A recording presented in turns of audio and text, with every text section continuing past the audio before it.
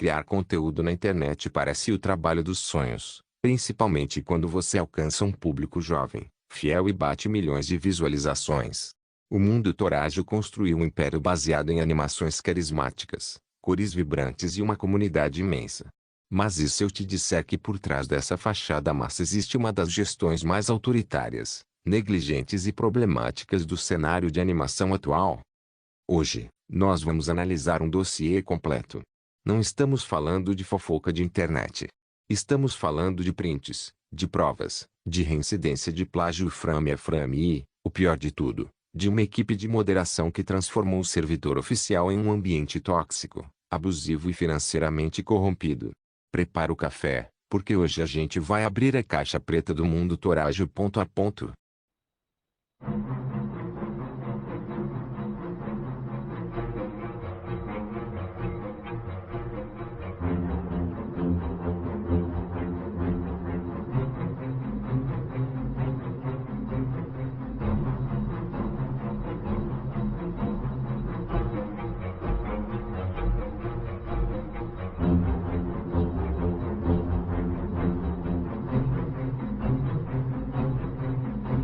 Vamos entrar agora no ponto que mexe diretamente com o núcleo do Mundo Torajo, a integridade artística e honestidade com o público. Para a gente entender a gravidade do que está acontecendo hoje, em 2026, nós precisamos voltar um pouco no tempo.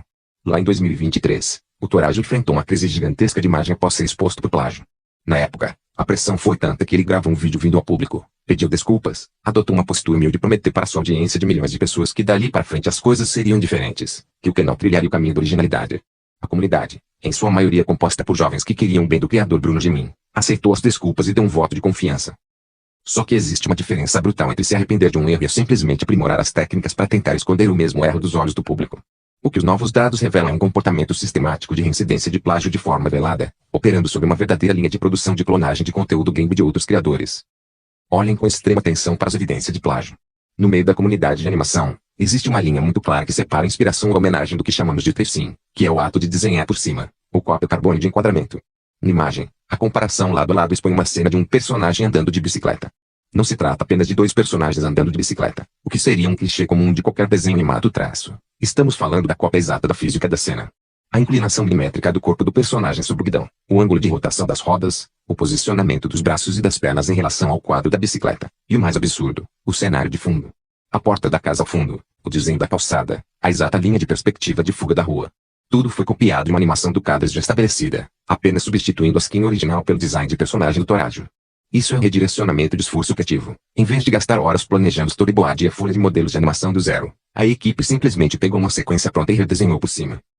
Esse padrão de cópia estrutural se repete de forma ainda mais descarada no plágio do Max Design Pro. Aqui, a cena mostra uma perspectiva diagonal de uma rua com uma faixa de pedestres. Quem estuda ou trabalha com animação sabe o quanto enquadramentos complexos de profundidade dão um trabalho para serem desenhados mantendo a proporção dos personagens em movimento. O que o Mundo Torajo fez? Pegou a exata composição de cena diagonal, o exato espaçamento das listras da faixa de pedestres e o posicionamento dos elementos urbanos ao fundo e replicou frame por frame. É uma cópia tão idêntica na estrutura técnica que, se você sobrepuser os dois vídeos em um editor, os pontos de ancoragem da animação se alinham perfeitamente. O agravante histórico é que essas animações do Torajo foram publicadas bem depois do pedido de desculpas público. Ou seja, a promessa de originalidade durou apenas o tempo necessário para a poeira da polêmica baixar.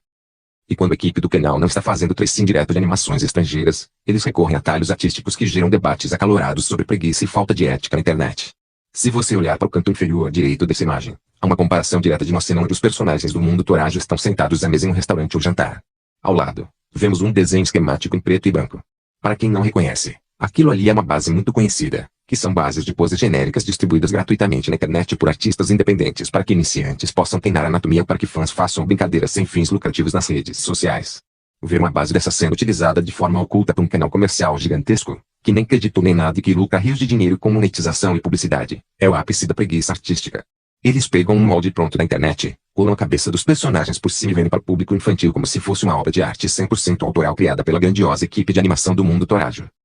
Para além da animação em si, essa cultura da clonagem da falta de originalidade infectou completamente a estratégia de marketing e a distribuição de conteúdo do canal, algo evidenciado de forma massiva. Mas o que o Torajo faz ultrapassa qualquer limite de inspiração saudável. Trata-se de clonagem de identidade visual de ponta a ponta. Vejam a comparação do vídeo Meu Plano para Virar o Maior Canal de Animação do Brasil.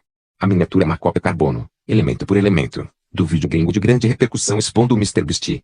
Eles usaram o mesmíssimo fundo imitando um mural de cortiça de investigação, o mesmo esquema de fios vermelhos interligando as fotos, o exato posicionamento da fotografia central com uma tarja vermelha escrita em letras garrafais, mudando apenas a palavra fraude por como. A estrutura mental de criação deles não é como posso fazer uma thumb incrível para o meu vídeo. Mas sim qual thumb gringa estourou visualizações essa semana para eu poder copiar e colar no meu canal? O mesmo padrão se repete na miniatura do vídeo sobre batata frita na imagem, que copia milimetricamente a estrutura de divisão de tela, o ângulo do prato de batatas e as expressões faciais utilizadas anteriormente em um vídeo famoso do Felipe Neto. Na miniatura do vídeo a live caiu. Eles simplesmente pegaram o design expressivo e distorcido do Bob Esponja que virou um meme na animação gringa, redesenharam o rosto do personagem do Torajo por cima daquela exata deformação anatômica e publicaram. E se formos falar de roteiro e conceito de vídeo, a falta de criatividade se consolida. Ideias inteiras de vídeos de Minecraft, como as mostradas com o conceito de viver em apenas um bloco junto com personagens Umi, foram trazidas diretamente de canais internacionais gigantescos de Minecraft, como a Pinal e Beast Gaming, sem qualquer tipo de roupagem nova ou identidade brasileira própria. O mundo Torajo transformou-se em uma máquina industrial de reciclagem. Eles pegam o que já foi testado, aprovado e validado no exterior ou por canais maiores no Brasil, passam uma camada superficial de tinta verde e azul por cima através de seus personagens e entregam um produto genérico para uma audiência que, em grande parte, por ser muito jovem, não faz a menor ideia de que está consumindo uma cópia descarada. Mas se a falta de ética na produção das animações já serve para acender um sinal vermelho gigantesco na cabeça de qualquer um, o que acontece quando nós descemos as escadas e olhamos para o que se passa nos porões da comunidade oficial do canal? É aqui que a história deixa de ser um debate sobre direitos autorais e preguiça artística e passa a se tornar uma denúncia grave de corrupção e abuso contra os próprios fãs. Para um canal do tamanho do mundo Torajo, o servidor oficial do Discord não é apenas um chat para os fãs conversarem, é uma extensão direta da marca, um ambiente onde milhares de crianças e adolescentes passam o dia consumindo conteúdo e interagindo sob a promessa de um espaço seguro controlado pela equipe do criador. E foi exatamente nesse ambiente que um esquema bizarro e subterrâneo de extorsão financeira foi descoberto. Prestem muita atenção. Através dessas capturas de tela, ficou comprovado que um dos moderadores dentro do servidor, um indivíduo que usava o nome de Dark, transformou o sistema de punições do Discord em um negócio lucrativo particular. O esquema funcionava de forma simples e cruel. Usuários, muitos deles menores de idade que cometeram algum deslize leve ou que foram banidos injustamente pelo sistema automatizado do servidor, ficavam desesperados para retornar à comunidade e interagir com os amigos. Sabendo desse desespero e da vulnerabilidade desse público jovem, o moderador Dark chegou a cobrar valores financeiros em dinheiro para conceder o desbanimento dessas pessoas. Nos prints revelados, fica registrado que o valor cobrado para que um usuário pudesse ter o direito de voltar a frequentar o servidor era de R$ 40 por fora. Mas o estupim e a prova cabal de que isso era um esquema corrupto isolado nos bastidores está documentado. Um dos usuários, no processo de realizar o pagamento para reaver a sua conta, questiona abertamente no chat: o Pix vai para a conta do Torajo? A resposta do moderador Dark é direta, seca e sem qualquer margem para dupla interpretação: não. O Pix ia direto para a conta pessoal do moderador.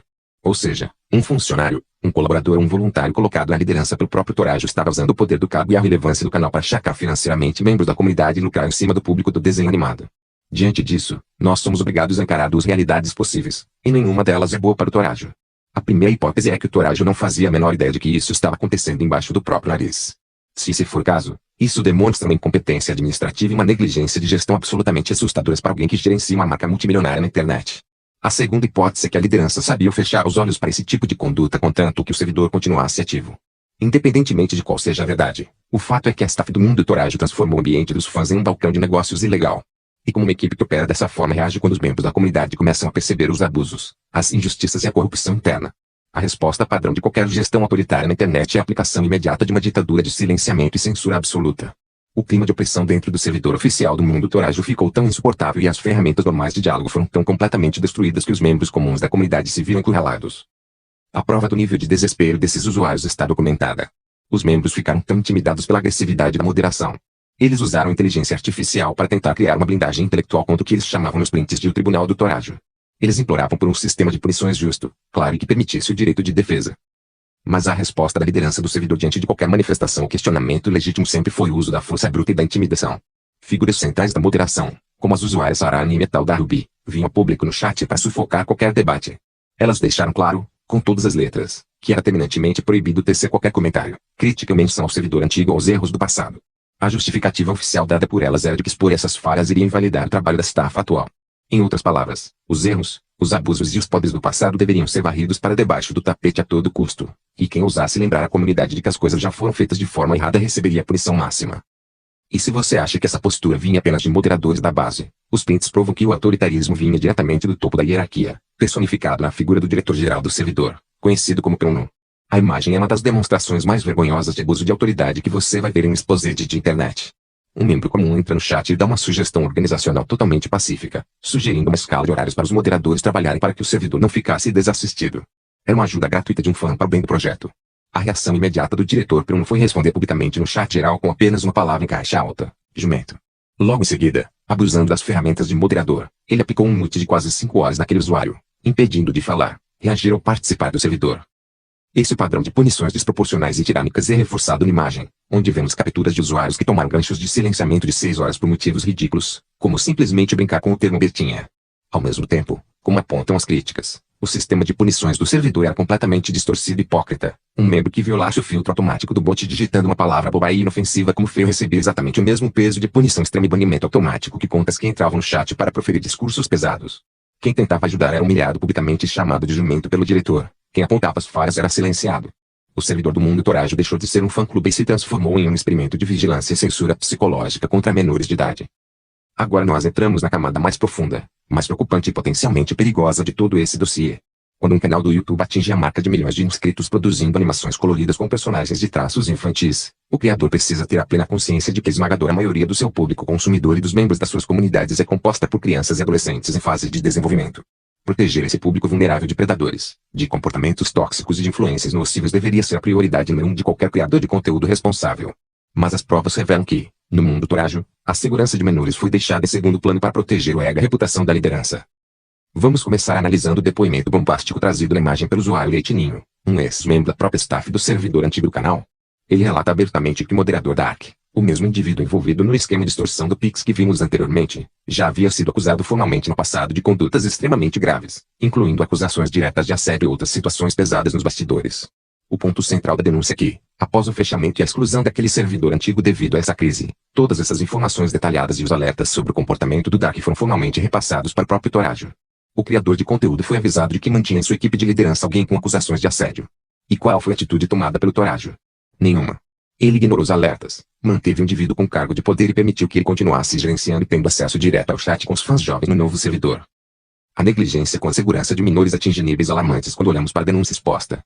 O texto acusa o diretor Bruno de demonstrar uma total falta de discernimento e maturidade para o cargo de direção que ocupa. Segundo os prints, Bruno teria proibido terminantemente que os membros fizessem qualquer tipo de desabafo pessoal comum no chat geral, coisas normais de adolescentes conversando sobre terem tido um dia ruim na escola alegando que aquilo expunha demais a vida pessoal e que o servidor não era lugar para isso. Porém, na mesmíssima semana, demonstrando uma incoerência bizarra, o diretor criou e abriu um canal oficial de cosplay destinado especificamente para que crianças enviassem fotos reais de si mesmas. Esse canal foi deixado aberto, de forma pública, em um servidor de Discord onde qualquer conta nova criada na internet poderia entrar livremente, sem um sistema de moderação rígido, sem censura visual prévia e sem qualquer verificação de segurança. Qualquer adulto com o mínimo de bom senso entende os perigos catastróficos que envolvem incentivar crianças a exporem suas imagens reais em chats públicos de internet, mas a diretoria do Mundo Torajo ignorou completamente esse risco. Até mesmo mandaram no servidor imagem de um membro dizendo que alta se tesouraria. Fazer apologia, piada ou menção gráfica a comportamentos de automutilação em um servidor inundado de crianças e adolescentes passando por crises de identidade é de uma irresponsabilidade. Quando essa discussão chegou aos ouvidos do diretor Bruno, em vez de ele apoiar a limpeza e a proteção das crianças, ele tomou a decisão de demitir e remover essa administradora da staff. O motivo? Ele estava preocupado única e exclusivamente em abafar a briga para manter a fachada e a reputação da sua equipe de direção. Quando nós juntamos todas as peças desse quebra-cabeça assustador, fica impossível olhar para o Mundo Torajo com os mesmos olhos de antes. O que nós temos aqui não é apenas um criador de conteúdo que perdeu a mão na hora de buscar inspirações e acabou caindo na armadilha de plagiar animações e thumbnails internacionais mesmo após ter vindo a público pedir desculpas e jurar que seria original. Isso, por si só, já destruiria a credibilidade artística de qualquer animador. O buraco é muito mais embaixo. O Mundo Torajo transformou-se em uma estrutura corporativa digital negligente, que ignora deliberadamente alertas antigos de assédio sobre seus funcionários, que abriga diretores autoritários que humilham fãs e chamam usuários de jumentos, que permite que moderadores cobrem propina via Pix para controlar quem entra e quem sai, e que falha sistematicamente em construir um ambiente seguro para as milhões de crianças que consomem seus vídeos todos os dias. O Torajo pode até continuar postando suas animações coloridas e batendo seus milhões de visualizações com a ajuda do algoritmo, mas a sua omissão, o seu silêncio e a sua conivência com a tirania e os poderes da sua própria staff o tornam diretamente responsável pelo ambiente tóxico que sua marca criou.